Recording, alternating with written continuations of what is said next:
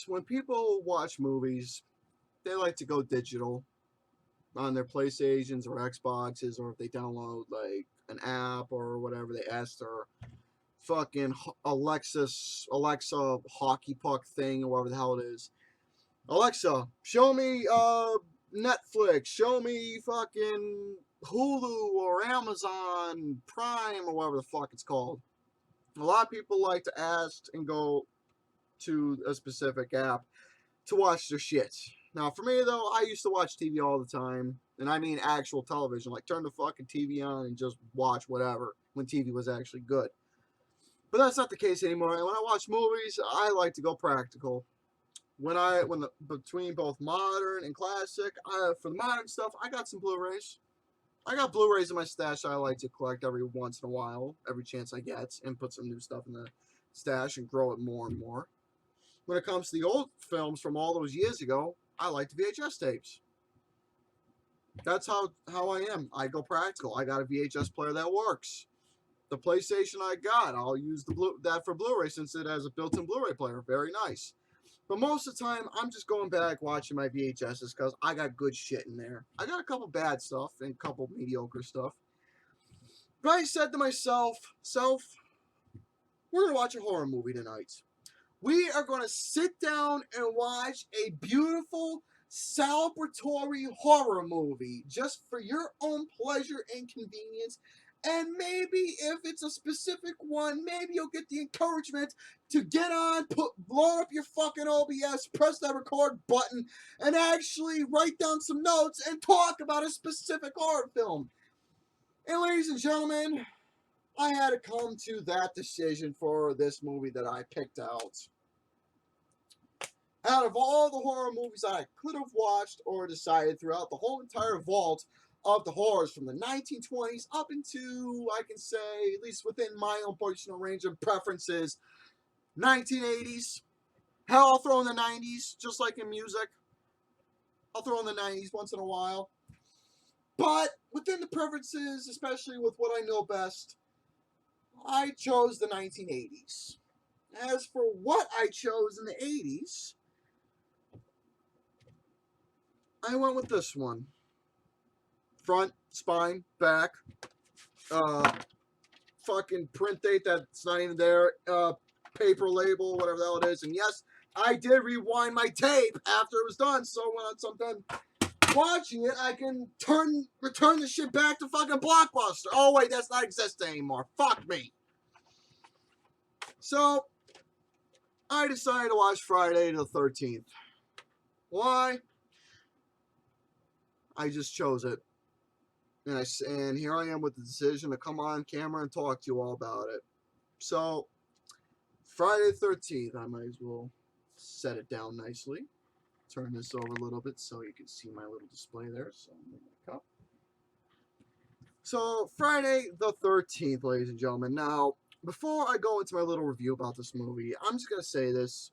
Just within the whole premise, at least within the first three movies, though, are they good? No. But in the world of horror, monsters and particular key figures with a backstory become the main foundation of what makes the genre so sublime. From the pioneer days and time progression into the present day of the 1980s, new figures have to form, and thus Jason Voorhees was one that became a cult following. Now, like mentioned, do I think the movies are good? No, I don't. But are they popcorn films? I can throw into that. If you just want to pop in a horror film and you just want to sit down and watch on your bed or your futon or your couch or relaxing chair or sit on the floor if you want, hell, you can practice meditation and watch a horror film. But if you want to sit down and just watch a good or a simple, cheesy, campy horror film, and when I say campy, I mean that literally because the camp, Crystal Lake, was the main fucking background for this whole film, which I will get to momentarily. If you want to sit down and watch a horror movie just for your own convenience, and Friday the 13th ends up being your choice, so butter up your popcorn, grab your fucking beer or whatever, sit down, watch it, shut up, and enjoy the movie or whatever. Hell, even grab your fucking old lady and just watch it with her. So the movie is about a group of teenagers who are killed one by one, accomplished by an unknown assailant at Camp Crystal Lake. While this mystery is happening, it's up to one person to come face to face with this murder. Now, as for who that one person is in particular, her name was Alice, who was played by Adrienne King. I think that's what the name is. Now, as for what I know about the actress in terms of my homework, she's never really had it big in the films, except Friday the 13th, well, from this one up into part two and archive footage from part three, the final chapter. She was featured in those films, and this was her big role. So, in terms of her playing as Alice, she was all right. At least in terms out of all the campers, she was the only tolerable role that I could say she was okay, and the most confrontational one that was worth, getting on the side of. And the only one who actually had the chance to fight off against, well, Mrs. Voorhees, which I will talk about more in a little bit. So, for it being the first movie, it didn't feel much like a horror. And I have to give respects, though. It felt more like an ambient mystery thriller.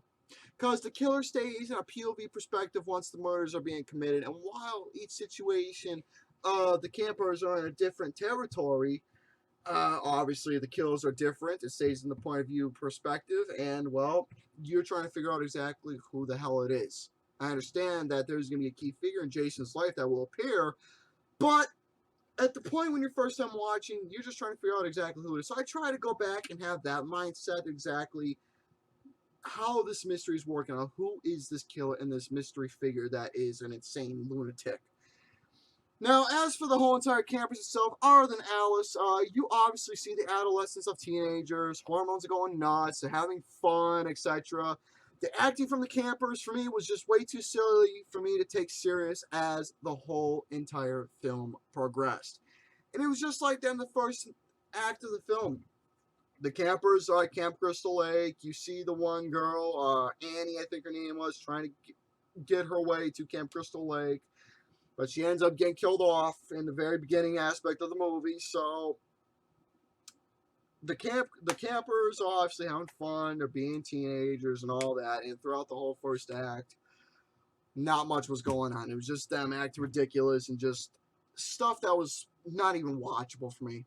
I mean, I looked at it and I was just sitting back like, okay, what do you fucking do? When's the interesting stuff gonna happen? So that was my mindset while I was rewatching it again. So I didn't give a single fuck at all about the campers at all. I didn't care about who they were. I didn't care about how they were trying to confront this said killer or whatever. And I say that loosely. I just didn't give a shit about hardly any of the characters in the whole entire movie. But I will say that when it came to the confrontational kills, the visual presentation of the kills looked cool. It's got obviously those little practical effects. Even the off-screen kills had some sort of appeal. The thing is that they kept it simple. The kills were simple. There wasn't much gore. There wasn't much, violence or blood or fucking, intestines or eyeballs popping out of fucking people's heads or whatever. It was just kept simple. Obviously, you saw the common slash, no pun intended, the common fucking dag with the knife.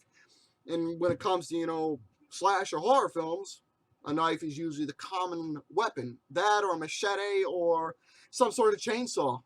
I don't know. Anything that has a blade on it is the most dangerous weapon when it comes to these fucking slasher films. So keep that in mind, folks. When you watch slasher films, a blade is the most dangerous object to use. Not a gun, not a baseball bat, anything that involves a fucking blade. A butcher and a blade. But again, the kills were kept simple.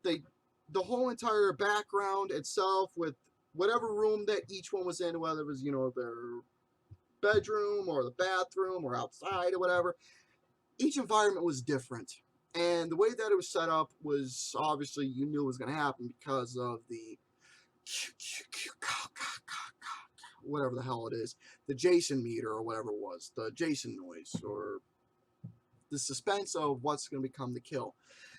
Now, speaking of the kills itself, since obviously the kills were each simple. But the thing I will have to tell you this is that for the disturbing music that was happening, I didn't think it was necessary because it should have just done that Jason alarm to bring awareness to what's going to happen. Honestly, throughout the whole entire movie, I felt like Friday the 13th should have just been one of those movies, at least just for this one, to where it could have just been white noise.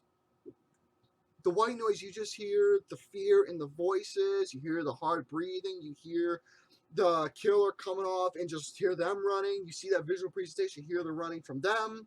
Then you see the character running, how they hide, hear the scream, then all of a sudden you just hear the final blow get taken in place. So I truly believe that this film should have used white noise instead.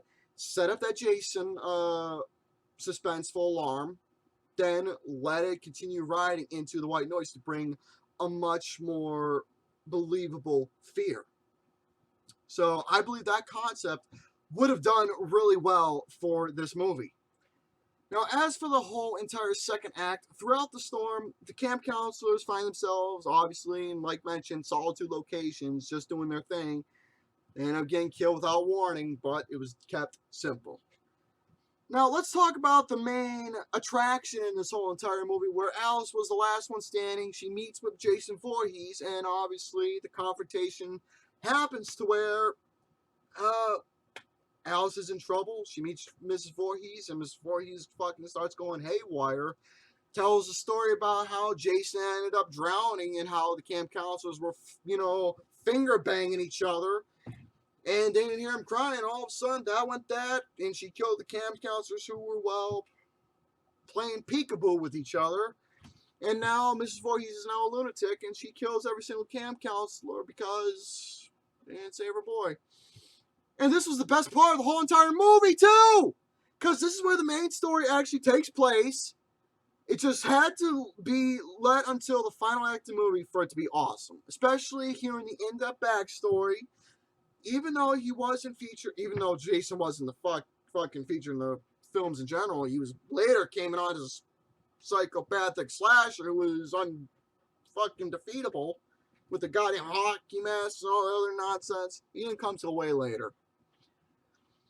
So, even though he wasn't featured in the first film, except where he came out at the very end, taking out Alice, and that was the final blow. And the final blow to Mrs. Voorhees was the best kill, to where all of a sudden, off went her head. According to what the Queen would say in Alice in Wonderland, off with your head.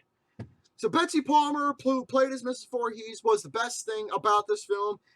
Even though she wasn't in the film for a very long time, she didn't need to be a visual monster or a creature in order to be someone who's insane in the head, to bring that element of psychological fear to the mind. And that's one thing I like about her character. Again, wasn't featured much, but that's one thing I love watching in horror films, is that where there's a specific character to where they come off as an ordinary person, but in reality they are just fucked up in the head.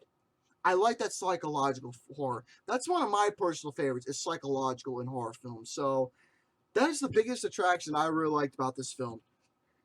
So to give you all my overall sum about Friday the 13th, it's a film that I thought was a decent horror picture. Despite the first act, the second act was coming along, and the third act was incredible.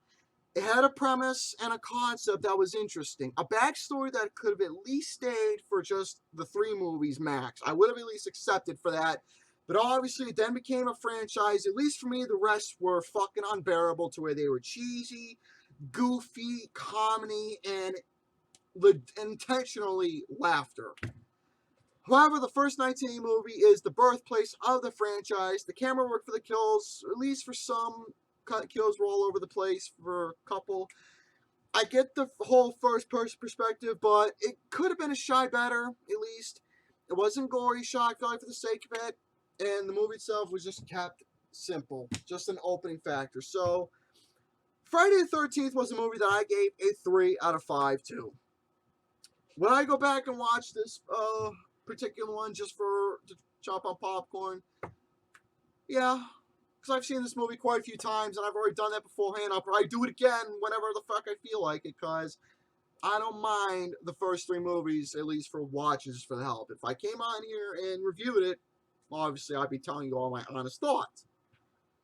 So that's that, ladies and gentlemen. If you have seen Friday the 13th, let me know down below. And what is your thoughts about the 1980 Friday the 13th film? So, with that being said, ciao for now.